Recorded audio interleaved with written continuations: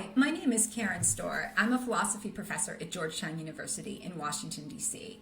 I also have two teenage daughters, which is one of the many reasons I was so excited to be able to contribute to this book. My essay in this book is about self-knowledge, and it revolves around a character from one of Jane Austen's novels, a character named Emma Woodhouse. In this video, I'm going to tell you a little bit about myself and a little bit about the essay. So when I started studying philosophy a bunch of years ago, there were very few women in the field. This has really changed, and philosophy is so much better for it. One of the coolest things about philosophy is that the field changes as the people who study it change. Anything can be the subject of philosophical exploration and inquiry, and the only limit really is our imagination. Now, I've always been interested in ethics, both the theoretical side of it and the practical side, and I'm particularly fascinated by the ways in which our social circumstances shape our ethical beliefs and practices in everyday life and our ordinary interactions.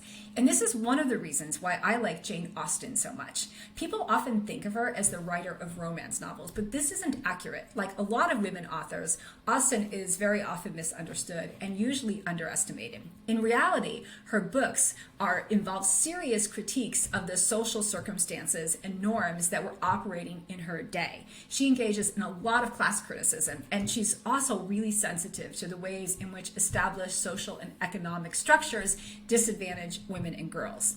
Austen is also extremely funny, and she's incredibly talented at skewering people with character flaws like arrogance and selfishness and snobbery and hypocrisy.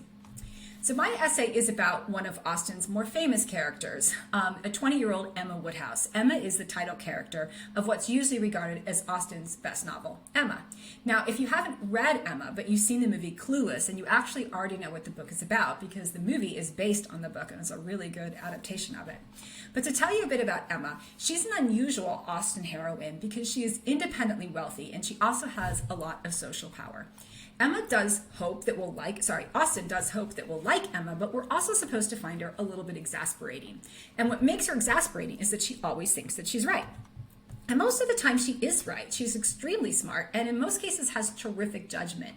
But like most of us, she also makes some pretty big mistakes that end up hurting people that she really cares about. And Emma's mistakes mostly stem from her lack of self-knowledge.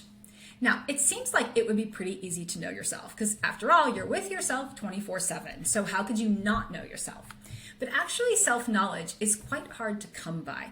We're really good at deceiving ourselves and rationalizing our actions and justifying our behavior. And we can live for a really long time without ever really understanding who we are, what we're doing, or why. So the idea that self-knowledge is both very important and very difficult is an idea with a long philosophical history dating back to at least ancient Greece, and I talk about that in the essay. Without self-knowledge, it's actually pretty hard to have knowledge of anything else. But self-knowledge is hard because it requires us to let go of a lot of illusions that we use to shield ourselves from whatever aspects of reality we don't want to face. Because illusions are often really comfortable. Sometimes it's just easier to live in a world that we've constructed ourselves rather than the real world. But if we don't let go of these illusions, we're going to miss out on a lot of important stuff. Now, Emma creates a lot of illusions for herself. She believes the world is exactly as she sees it. She's right, everybody else is wrong. But she has a very important character strength, which is that when she does realize that she's wrong, she's brave enough to face that fact, even when it's really unpleasant for her. She has to admit that she doesn't know quite as much as she thinks she does. And it's through reflection that Emma comes to see how she's constructed that kind of false reality around herself by relying entirely on her own perceptions of the world. And over the course of the novel, she learns to let go of this false reality and also her own love of always being right. In the process, her judgment improves. In the essay, I talk about this as the process of cultivating a virtue called appropriate self-trust. Self-trust is when you have the right amount of confidence in your own judgments. Emma's problem is that she has too much confidence in her own judgments. Many of us have the opposite problem. We have too little confidence in our own judgments. The essay is about how we find the happy medium, the place where we both know ourselves and we trust our own judgments and decisions. I hope you enjoy this book. It has so many good essays by so many wonderful philosophers. And philosophy is all about learning how to think differently. It does have a tendency to change your worldview, and that makes it a little bit risky, but it's also what makes it so worthwhile and also so much fun.